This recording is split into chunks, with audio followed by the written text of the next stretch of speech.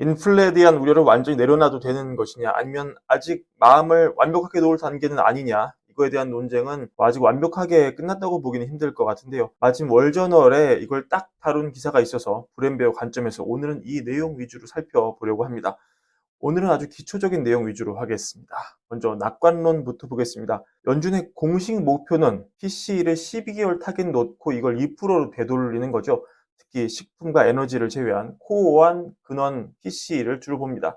자, 이 차트를 보시면은 굉장히 완화되고 있는 느낌이 절로 나지 않습니까? 12개월 평균으로 본 코어 PCE는 10월 기준으로 3.5%가 찍혀 있지만 3개월 기준으로 해보니까 2.4%에 그치고 있습니다. 최근 나오는 숫자가 이렇게 줄어들면은 12개월 환산 지수가 후행해서 이렇게 착착착 내려오기 때문에 수학적으로, 그럼 이 그래프 보면 어떻게 보이겠습니까? 그렇죠. 시간을 두고 기다리면은 자연스럽게 이 12개월 기준 파란색 그래프가 2%에 근접하게 내려올 가능성이 높아 보이겠습니다.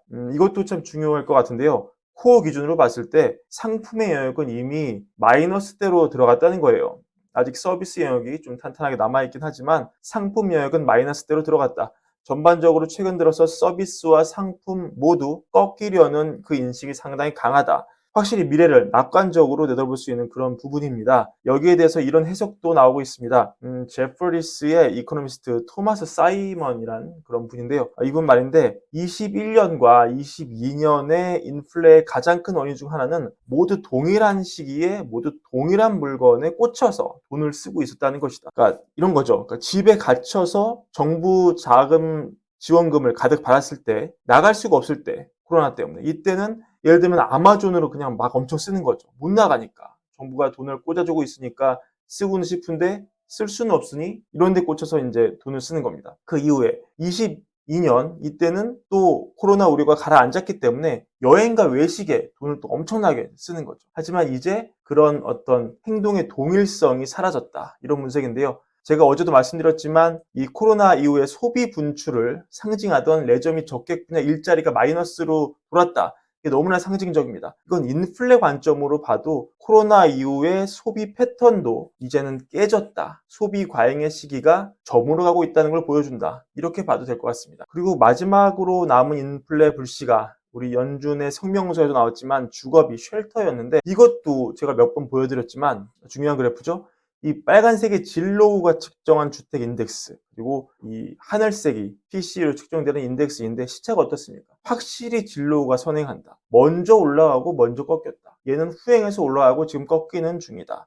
시차를 두고 PC에서 보는 주택 지표가 후행해서 떨어지고 있다. 최근 들어 일부 반등을 했습니다만 진로우로 본 인덱스는 이제 거의 바닥급이죠. 이게 뭡니까? PC로 측정되는 주거비 역시 내려갈 일만 남았다. 이렇게 봐야 되겠습니다. 하지만 비관론적 사고도 우리가 해볼 수 있습니다. 인플레 아직 한 방이 남았다. 대표적인 거 뭐겠습니까? 그렇죠? 우리 많이 접했던 그래프. 기대 인플레가 오르고 있다. 무슨 기준으로? 미시간대 발표 기준으로. 최근 미시간 기대 인플레이션이 연일 상승하는 모습을 보이면서 뭐를 자극할 수 있습니까? 자, 오늘보다 내일, 올해보다 내년 물가가 더 오를 것 같아요. 그러면 월급쟁이들은 어떤 생각을 하죠? 저 같은 월급쟁이들은 월급을 올려달라고 하죠. 왜냐? 미래 내 가처분 소득이 줄어드니까. 이게 임금 상승 압력으로 작용을 할 수 있습니다. 그래서 이 그래프 보시면요. 임금 그래프, 정점에 비해서는 많이 내려왔죠. 하지만 절대값 기준은 어떻습니까?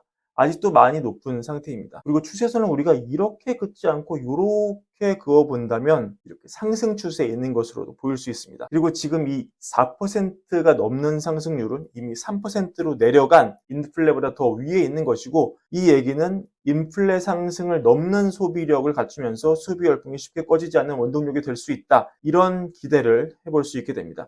그리고 또 하나 우리가 간과하지 말아야 할 것은 이 등락을 거듭하고 있지만 쉽게 꺼지지 않는 투심입니다.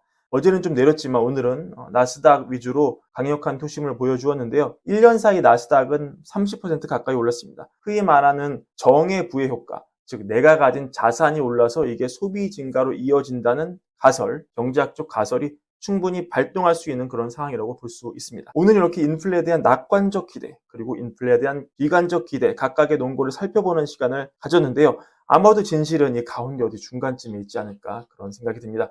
그리고 그 중간 논거를 제시하는 그런 징검다리 같은 데이터는 역시 조만간 나올 미국 노동부 데이터가 될 가능성이 높고요. 지금 채권 트레이더들은 페드 전망보다 훨씬 공격적으로 금리 인하를 시장에 반영하고 있습니다. 그래서 블룸버그는 이런 이그노어, 무시한다, 이런 그래프를 제시하고 있고요. JP모건 조사에 따르면은 트레이더들은 지난 11월 13일 이후로 채권의 가장 큰 롱 포지션, 그러니까 채권 가격이 오를 거란 그런 포지션을 유지하고 있습니다. 지금 10년 만기 금리가 많이 내려서 4% 초반까지 내려온 상황인데 여기서 4%를 어떻게 하면 깰 수 있는 것인가? 여기에 대해서는 마침 블룸버그에서 인용한 인터뷰가 있어서 하나 가져와 봤습니다. 현재 가격이 반영된 있는 상황에서 4%를 10년물 금리가 깨려면 이번 시점에서는 경기 침체의 진짜 징후를 보여줘야 할 것이다. 즉 일자리가 부정적이거나 거의 긍정적이지 않아야 한다.